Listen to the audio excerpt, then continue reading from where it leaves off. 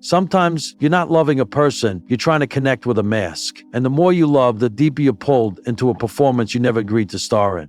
If you've ever felt like you're slowly losing yourself in a relationship, one where the kinder you are, the more control the other person seems to have, then there's a real chance you're not just dealing with a difficult partner. You may be dealing with someone who exhibits narcissistic tendencies, and what you're caught in isn't love. It's a psychological structure built to make you question your own reality, little by little. In this video, we're going to uncover a truth that most people are afraid to face. Narcissists don't seek love, they seek control. And the way they do it is often so subtle, so calculated, you don't realize it's happening until you're emotionally exhausted. But here's the truth, you're not weak, and you can take your power back. Not through rage or revenge, but through clarity, disengagement, and a deep reconnection with yourself. If you've ever been guilt-tripped into submission, felt like your empathy was used against you, or thought maybe this is my fault, then this is the video you need to watch all the way to the end. Hit subscribe and tap the notification bell, because in the next few minutes, you'll come to see what they never wanted you to discover. They only controlled you until you saw the truth. Move 1. You're not talking to a person.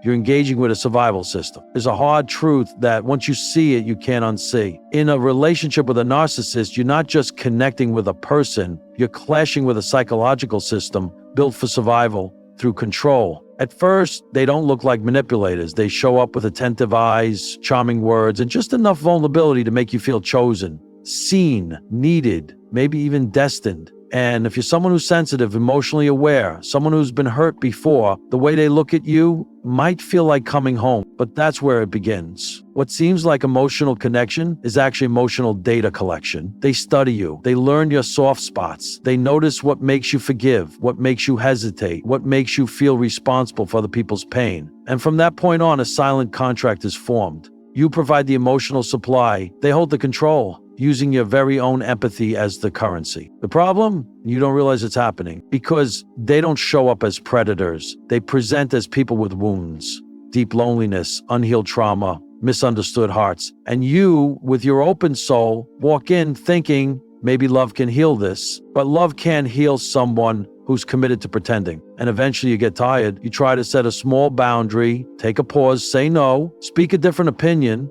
And that's when the system detects a threat, because for a narcissist, a boundary isn't just an inconvenience, it's a rebellion, a challenge to the carefully crafted mask they've worn all their lives to cover the emptiness inside. That's when you start to realize, I'm not speaking to a hurt person anymore, I'm engaging with a system built to protect a fragile ego at all costs. They're not hurt because you harmed them. They're angry because they've lost access to control. They're panicking not because they've lost you, but because they've lost their starring role in your life. And if you've ever had the feeling, the more I love, the more I disappear, then chances are what you're in is in love. It's a mirror reflecting back to them the image they need to survive in their illusion. 2. When control is threatened, the mask begins to crack.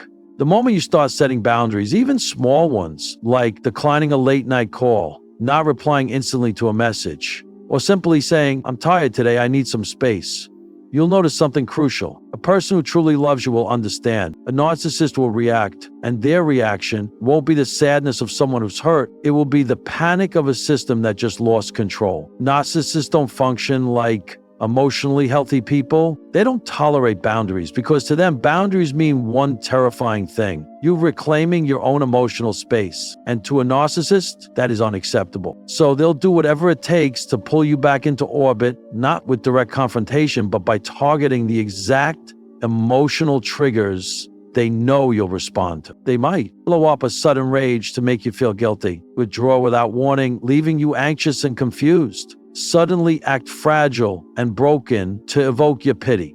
Or, worst of all, slip into the role of the victim. You've changed. I'm not your priority anymore. None of these are sincere. They're tactics, subtle tests to see if you're still running the same emotional program. They want to know, will you still abandon your inner truth just to maintain external peace? And this is where the empath's journey starts to fork. You must choose between guilt and awakening, because narcissists don't just manipulate your behavior, they manipulate your perception of yourself. They make you believe saying no is selfish. Needing space means you don't care. Having boundaries means you've stopped loving them. But here's the truth. If love requires you to disappear to sustain it, then it's not love. It's dependency in disguise. And when you no longer react the way they expect, when you calmly hold your boundaries, when you stay composed, when you no longer over-explain, that's one of their greatest fear surfaces. They begin to lose control. You're no longer confused. They're the ones panicking because suddenly you're not playing your old role anymore. 3, when you disengage, that's when their collapse begins. It's not the screaming. It's not the accusations. It's not the dramatic goodbye. What terrifies the narcissist most is your silence. It's the moment you stop explaining, you stop justifying, you stop reacting to emotional provocations disguised as love. You're not cold. You're just done fueling a system that's never satisfied. Emotional disengagement doesn't happen in a single night. It comes after hundreds of sleepless ones spent asking, where did I go wrong? Was I too much? Am I not enough? And finally, you realize none of those questions are the truth, because the problem isn't you. The problem is the structure of the relationship, a dynamic where you were rewarded when you had no boundaries and punished the moment you developed any self-awareness. Disengaging emotionally isn't punishment, it's self-preservation. You start learning how not to react immediately. You hear their anger, but don't rush to calm it. You hear the blame, but don't defend yourself to exhaustion. You begin to understand, I can feel what I feel without having to perform it. And that shakes the narcissist to their core, because suddenly you're not readable anymore. You're no longer the mirror they relied on. You've become a flat surface, one that reflects nothing back. To a narcissist, this is the death of control. They don't just survive on love. They survive on emotional reactions, anger, guilt, sadness, longing, anything that keeps them at the center. But when you go quiet, when you stop responding, they lose access to that power source. And here's what you must remember. You don't need to scream to be heard.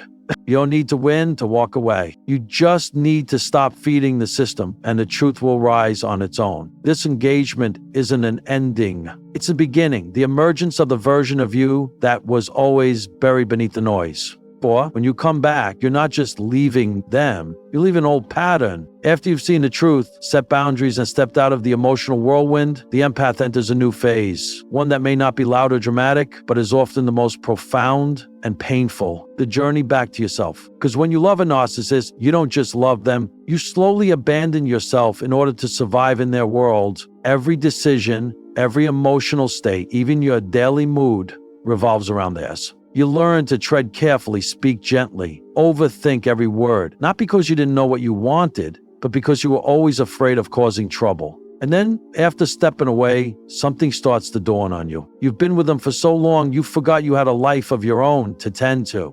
This is when the empath begins to reclaim the energy they gave away for far too long. They start returning to the little things that once made them feel alive. Reading a book without being interrupted. Sipping coffee without anxiety about unread messages. Sleeping without waking up from dreams where they were always the one at fault. Reconnection doesn't come from doing something big. It begins the moment you start listening to yourself without feeling guilty for it. You say, I'm tired today, and you don't apologize for it. You take a night off from checking your phone and don't feel the punishment of silence or anger. You feel sad and no longer feel the need to hide it just to make someone else comfortable. And then something beautiful happens. The more you come back to yourself, the more you realize you no longer need to be chosen, because finally you chose you. The narcissist can't stand this because when you're no longer orbiting around them, they're no longer the center. But you now understand, coming back to yourself is not a rejection of anyone. It's a commitment to your own soul. And this is the moment you finally realize real love doesn't ask you to disappear. Real kindness doesn't leave you drained. And you are worthy of a life where you don't have to apologize for being who you are. 5, when you speak the truth, the mask loses its power. You've walked a long road. You've seen, set boundaries, step back, and return to yourself. But there was one last step, not to win, but to end it, to speak the truth, not yelling, not blaming, not accusing or demanding confession, just naming what's really going on.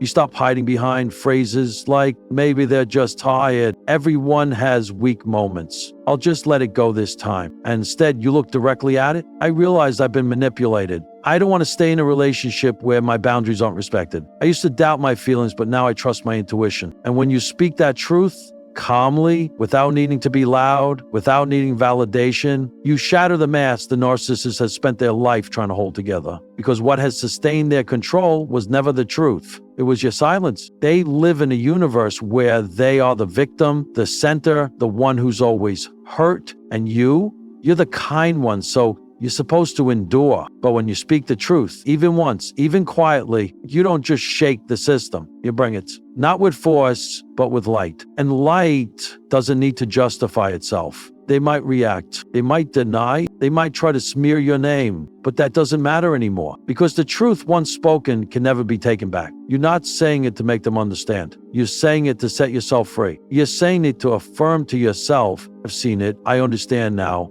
and I'm done playing a rigged game. That's the moment their control collapses. Not because you fought it, but because you walked away carrying your light and your self-worth with you. Breaking free from a relationship with a narcissist is not a dramatic finale. It's a quiet rebirth. No one else may notice it's happening, but you know, because every boundary you now protect, every emotion you choose to keep for yourself, every time you stay silent instead of reacting, is your soul whispering, I no longer belong to the place that made me question my own worth. Empaths were never weak. They were simply trapped in a cycle where kindness became submission. Sensitivity was labeled too much, and love was weaponized into control. But once they awaken, once they stop trying to save and start coming home to themselves, that old power no longer works. You don't have to scream to be heard. You don't have to become someone else to be worthy. You don't have to burn out just to be loved. All you have to do is choose yourself with clarity, with wholeness, and without apology. And if you're still in the middle of that journey, feeling uncertain, still learning how to trust your own feelings,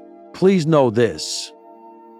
You're not alone. There is nothing wrong with not seeing it before, but now you do. And that is where your strength begins. If this video brought you a moment of clarity, hit subscribe so you won't miss what comes next on your journey to healing, awakening, and reclaiming the life you never needed permission to live.